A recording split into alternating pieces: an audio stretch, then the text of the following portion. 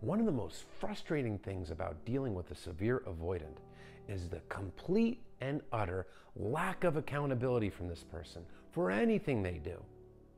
This person has probably hurt you, and perhaps even multiple times. They probably hurt you when they pulled away from you, making you think that you were doing something wrong, and they're just fading off, and when you ask them, they tell you everything's fine. This person may have discarded you. They might have dropped you like a rock out of nowhere, blindsided you, pulled the rug from under your feet, and absolutely shattered your heart into a trillion pieces. Or maybe they just slow faded out on you, just pulling back, getting more and more distant until they just disappeared into oblivion. And this person never seems to take ownership of their behavior. They never seem to take any semblance of accountability. And it is so frustrating because they can seem like intelligent people in all other aspects of their life. But when it comes to accountability and admitting wrongdoing, you just don't get it from them. You might just get a very vague, surface level apology at best. Perhaps even along the lines of, "I'm sorry you're hurt."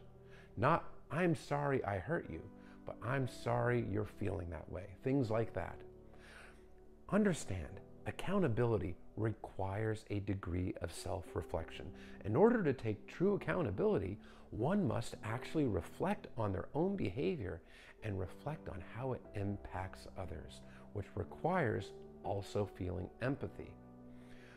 Avoidants avoid. They avoid painful emotions. They avoid dealing with problems. They avoid processing emotions in general. And now accountability, since it requires self-reflection, is the polar opposite of avoiding. So in order for this person to take accountability, they have to go against what they have done their entire lives when they have their fears and stresses triggered, which is self-reflect. Self-reflection is very painful for them. They don't want to do it. They actually would have to reflect on their feelings and their behaviors, and that would trigger a core wound. Because keep in mind, avoidants have a very low self-esteem and a lack of self-worth. They believe that they are unlovable, defective people. They feel like they are no good, that they're just trash, essentially.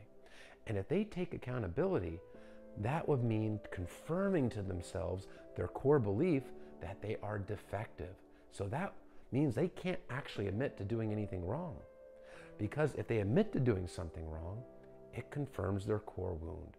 So they must avoid it. And the cycle of avoiding continues. This is a person that needs external validation because they have a low self-esteem. They don't know how to actually process emotions, so they go into the dating world, they go into relationships to get that validation.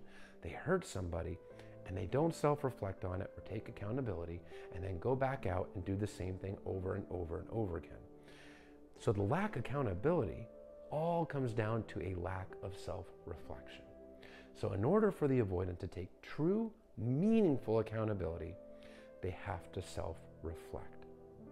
And understand, if you were hurt by this person, your feelings are very valid. But recognize the shortcomings of them. Recognize that these are their attachment wounds that they have not healed. And recognize these behaviors are their choices. The lack of self-reflection, believe it or not, is a choice. This person could choose to not cater to their fears. They could choose to do a different behavior. They could choose to not hurt people, but they choose to do so anyway, and that's not your fault. Don't beat yourself up. Their attachment wounds and their traumas are not your fault. So don't take ownership of that, because you didn't cause that. You didn't go back in their childhood and emotionally neglect them. So don't blame yourself, because if you're blaming yourself, it makes it so much harder to heal. And healing is important.